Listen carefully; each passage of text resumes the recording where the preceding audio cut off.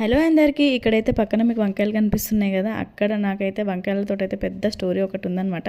ఏంటిదంటే నాకు వంకాయ కర్రీ అంటే చాలా ఇష్టము. వంకాయతో ఏది చేసినా బాగా ఇష్టంగా తింటాను అనమాట. వంకాయ కర్రీ, వంకాయ వేపుడు, గుత్తి వంకాయ, అది వంకాయ పచ్చడి, ఏదంటే అది వంకాయ కర్రీతోటి వంకాయలతో ఏది చేయని అది నేను బాగా ఇష్టంగా తింటాను అనమాట. అలానే ఒకరోజు పెళ్ళైన కొత్తలో అనమాట, నాకు అసలు వంట అనేది తెలియదు.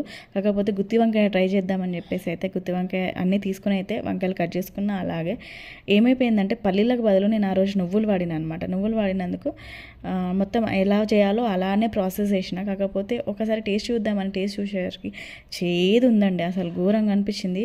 వామ్మో, ఇది చూస్తే మా వారు ఎక్కడ తిడతారో అని చెప్పేసి ఆ ఉన్న వంకాయ కర్రీ, పావు కేజీ వండిన వంకాయ కర్రీ మొత్తం, గుత్తి వంకాయ కర్రీ మొత్తం తీసుకెళ్ళి డస్ట్బిన్లో అయితే పడేసాను అనమాట. ఇప్పటివరకు ఈ విషయం అసలు షేర్ చేసుకోలేదు. ఎందుకో ఆ వంకాయలను చూడగానే గుర్తొచ్చింది అనమాట. మీతో షేర్ చేసుకోవాలనిపించింది.